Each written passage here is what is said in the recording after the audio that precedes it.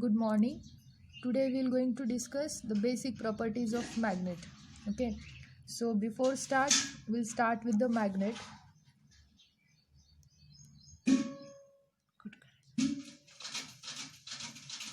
So what is magnet?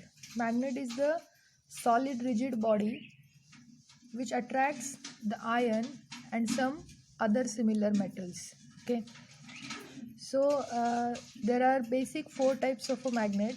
First one is a bar magnet. Then second is horseshoe magnet.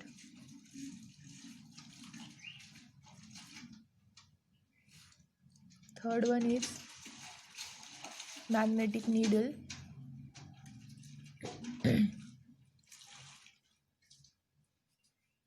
Fourth one is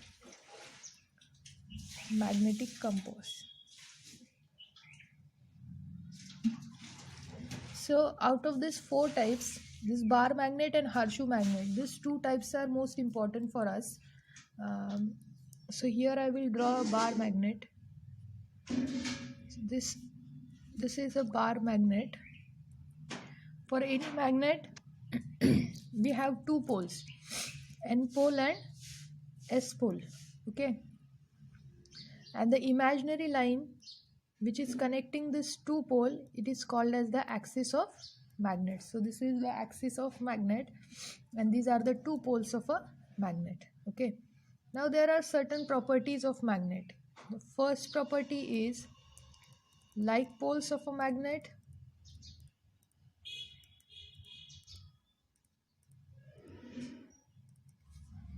repel each other. This means that if you bring another N pole, the N pole of another magnet like this, closer to the N pole of this magnet, then there will be the force of repulsion between these two magnets. Okay, so this is the first property. Then similarly, one second.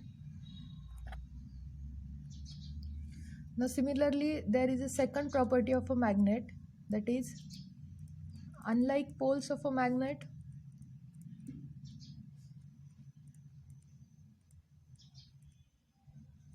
attracts each other.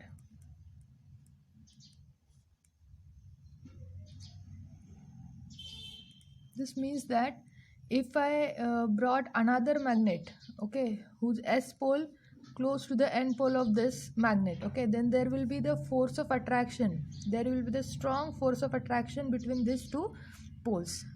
Then the third property is we cannot separate the two poles of a magnet. Okay, so if you cut down this magnet like this and you will get the two pieces, then also there will be the existence of N pole and S pole. Again similarly, if you cut it down, then also there will be the existence of N pole and S pole. So you cannot separate the two poles of a magnet. The fourth property of a magnet is magnetic induction.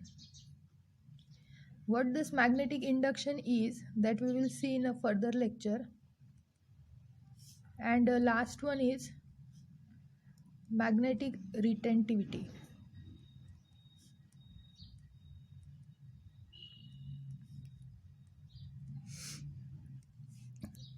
Now what is this magnetic retentivity means?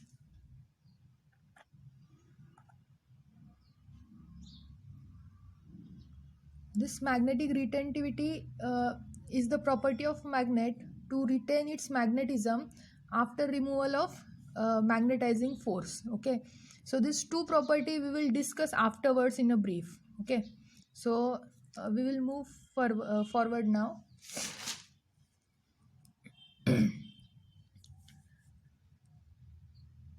Then magnetic field.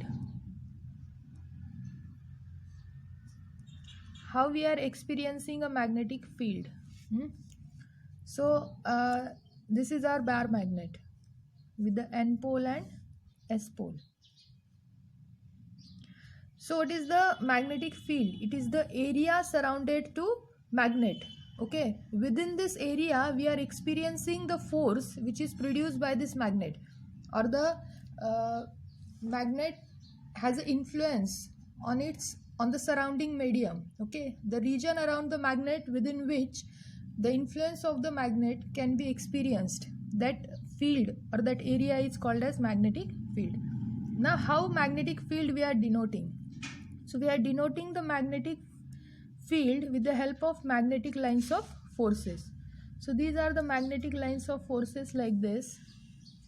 You have to draw.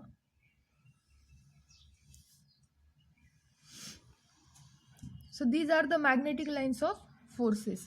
So these magnetic lines of forces, they are started with the N pole and goes to the S pole. They are started with the N pole and goes to S pole. Like this. Okay. So these are the magnetic lines of forces. So these are the magnetic lines of forces. Then there are now how we can define this magnetic lines of forces. Suppose if I cut this N pole and allow to move freely into this field, okay, then the path this N pole should follow, that path is nothing but the magnetic lines of forces. Means what? I cut this N pole and allow this N pole to move freely into this field, then this N pole will follow like this path. Okay, so this is the definition of magnetic lines of forces. Then there are certain properties of this magnetic lines of forces. The first property is they form a closed path like this, okay, from N to S, and inside magnet from S to N. Then they will never intersect each other. There are many lines of forces, okay, so they are very densely placed like this. They are very closely packed over here, but they will never intersect each other. Then they are behaving like a stretched elastic membrane. So there will be these lines of forces, they are acting as a stretched elastic membrane. So these are the properties of magnetic lines of forces. Now next concept is flux. Magnetic flux, okay, this is denoted by phi. So now imagine this magnetic lines of forces, whatever we have drawn, you have to take it collectively in your hand like this, okay, and this bunch of magnetic lines of forces is called as the magnetic flux and denoted by symbol phi. The unit of this flux is Weber. Now if I say I have 1 Weber of flux, this means that I have 10 to the power 8 magnetic lines of forces in my field. So you can imagine how much dense these lines are. If I say 1 Weber of flux, this means that 10 to the power 8 magnetic lines of forces are available. So this is the concept of a flux. In an electric circuit we have a current, in magnetic circuit we have a flux, okay. Now after flux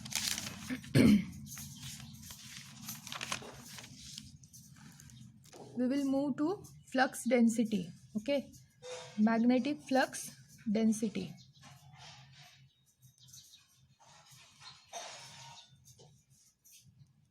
So magnetic flux density is denoted by B.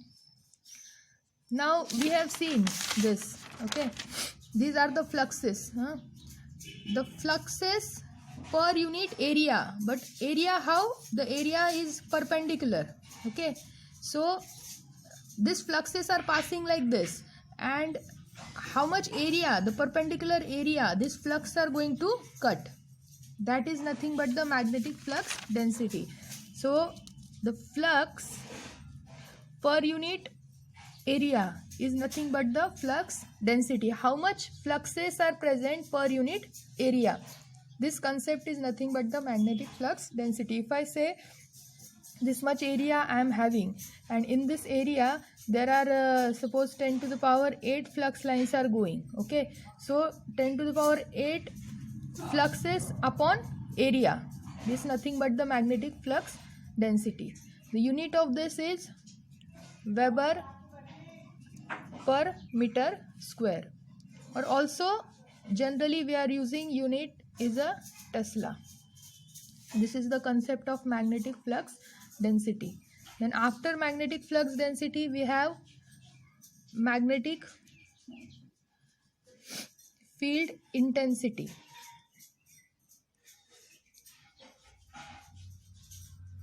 Magnetic field intensity we are denoted with the H. Okay. Now what is magnetic field intensity, or we also called it as a magnetic field strength, denoted with the H. The force experienced by a unit north pole, that is N pole, with the one Weber pole strength placed at any point in the magnetic field is known as magnetic field strength at that point. Higher the value of this force, stronger is the field. So if you have this force, higher is the force, then your field will be stronger. Okay, this concept we will discuss afterwards again in the detail, but at present right now H is equals to, you have ampere turns upon length. So ampere turns, N is the number of turns, I is the current flowing, and L is the length. Okay, so this is the formula. And what will be the unit for this? For Ni, ampere turns per length meter. So ampere turns per meter is the unit of magnetic field strength. Okay. Then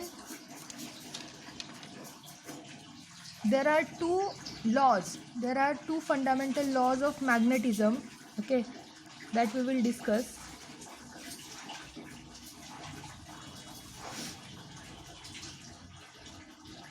So first law that we have already discussed, that like poles repel each other and unlike poles attracts each other. Okay, so these are this one is the first law.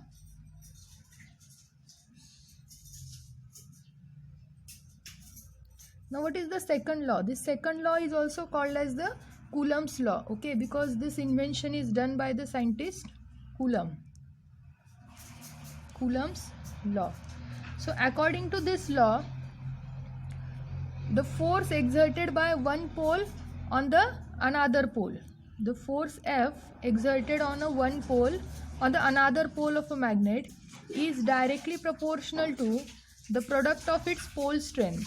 Suppose I said M1 is the pole strength of N pole, M2 is the pole strength of S pole, is directly proportional to the product of the pole strengths of two poles and inversely proportional to the square of distance between them. Okay, so this is the second law. Okay, so this is the basic concepts related to magnetism. Okay, what is the magnetic lines of forces, then concept of flux, then concept of flux density, magnetic field intensity, and laws of magnetism. So these basic concepts we require to study the motors in our further lectures. Okay, so thank you for today.